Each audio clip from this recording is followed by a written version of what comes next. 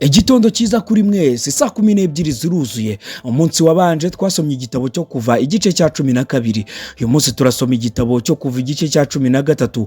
Mose abibutsa uko bavuye muri Egiputa, kigizwe n'imirongo 22. Uwiteka abwira Mose ati: mweze uburiza bwose bwo mu Bisirayeli bubu bwanjye, imfura z'abantu n'uburiza bw'amatungo n'ibyanjye. Mose abwira abantu ati: mujye mwibuka uyu munsi muviriye muri Egiputa mu nzu y'uburetwa, kuko Uwiteka yabakuje y'amaboko. Ntimuzagira imitsima yasembuwe murya.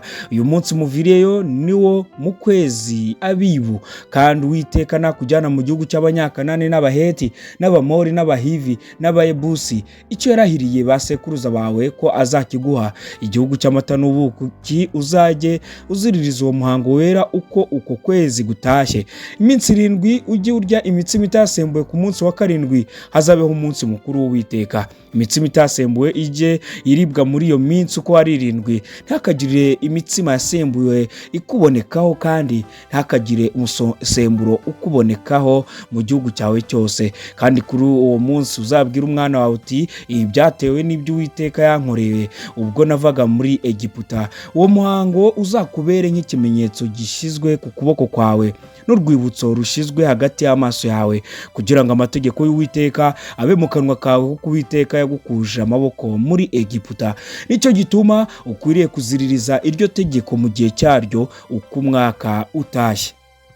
Amategeko yo kwereza Uwiteka imfura zose n'uburiza bwose. Kandi Uwiteka nakujyana mu gihugu cy'Abanyakanani akakiguha nk'uko yakurahiriye, akarahirana ba sekuruza bawe, uzarobanurira Uwiteka umwana w'uburiza wese n'uburiza bwose ufite mu matungo yawe. Abahungu bazaba abo Uwiteka, kandi uburiza bw'indogobe bwose uzabucunguza umwana w'intama, kandi nudashaka kuyicungura uzayivuna ijosi. Kandi imfura z'abantu iz'abahungu bawe uzazicungure. Kandi umwana wawe nakubaza mu gihe kizaza ati: ibi ni ibiki? Uzamusubiza ati: Uwiteka yadukuje amaboko muri Egiputa mu nzu y'uburetwa. Farawo yinangiye ngo yange kuturekura. Uwiteka yica uburiza bwose bwo mu gihugu cya Egiputa, imfura z'abantu n'uburiza bw'amatungo. Nicyo gituma njya ntambira Uwiteka uburiza bwose bw'ibigabo, ariko imfura z'abahungu banjye zose njya nzicungura.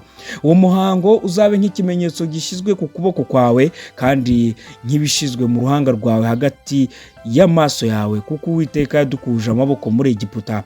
Farawo amaze kureka ubwo bwoko bugenda, Imana ntiyabicisha mu nzira inyura mu gihugu cy'Abafilisitiya nubwo ariyo busamo, kuko Imana yibwiraga iti: abantu be kwicuza ubwo bazabona intambara ngo basubire muri Egiputa.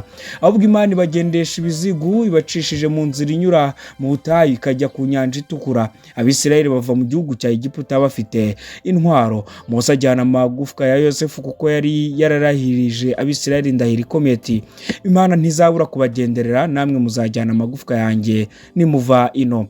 Bava i Sukoti babamba amahema muri Etamu, aho ubutayu butangirira. Uwiteka ku manywa yabagendaga imbere ari mu nkingi y'igicu ngo abayobore, nijoro yabagendagendaga imbere ari mu nkingi y'umuriro ngo abamurikire babone uko bagenda ku manywa na nijoro. Ya nkingi y'igicu ntiyavaga imbere y'ubwo bwoko ku manywa, kandi iyo nkingi y'umuriro ntiyabuvaga imbere nijoro. Icyo cyari igice cya 13. Mureke dushire imbere gukiranuka. Mugire umunsi mwiza.